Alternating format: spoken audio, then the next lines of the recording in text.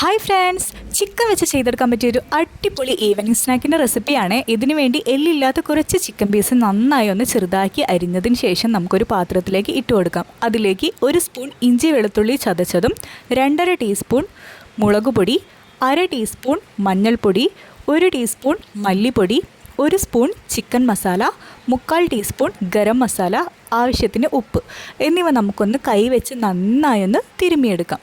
ഇത് നമുക്കൊരു 10 മിനിറ്റ് നേരം റെസ്റ്റ് ചെയ്യാൻ വേണ്ടി വയ്ക്കാം. ശേഷം ഞാനിതൊന്ന് എടുത്തു വയ്ക്കുന്നുണ്ട്. അതിലേക്ക് നമ്മളിവിടെ ചേർക്കുന്നത് 1/2 കപ്പ് അളവിൽ കടലപ്പൊടിയാണ്. കടലപ്പൊടിക്ക് പകരം നിങ്ങളുടെ കയ്യിൽ മൈദയുണ്ടെങ്കിൽ അതായാലും മതി.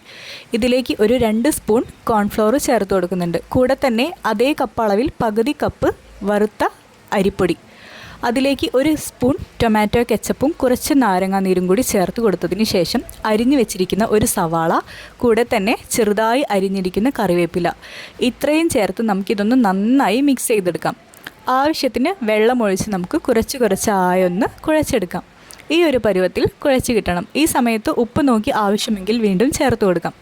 ശേഷം നമ്മളൊരു ചീഞ്ചട്ടിയോ കടായിയോ അടുപ്പത്തൊന്ന് വെച്ച് ചൂടാക്കിയെടുത്തതിന് ശേഷം അതിലേക്ക് ആവശ്യത്തിനുള്ള ഓയിൽ ഒഴിച്ചു കൊടുക്കാം. ഓയിൽ നന്നായി ചൂടായി വരുന്ന സമയത്ത് നമുക്ക് തീയൊരു മീഡിയം ഫ്ലെയിമിലേക്ക് മാറ്റി ഇതുപോലെ കൈ കൊണ്ടോ സ്പൂൺ കൊണ്ടോ ഒന്ന് ചെറുതായി ഇട്ട് കൊടുക്കുക. ഇതൊന്ന് മീഡിയം ഫ്ലെയിമിൽ അങ്ങോട്ടും ഇങ്ങോട്ടും തിരിച്ചും മറിച്ചുമിട്ട് ഈ ഒരു കളറായി വരുന്ന സമയത്ത് നമുക്ക് കോരിയെടുക്കാം. ഇതുപോലെ നമുക്ക് എല്ലാ മാവും അതുപോലെ ചെയ്തെടുക്കാം. നല്ല മൊരിഞ്ഞ നല്ല ടേസ്റ്റി ആയിട്ടുള്ള ചിക്കൻ പക്കോടയാണേ.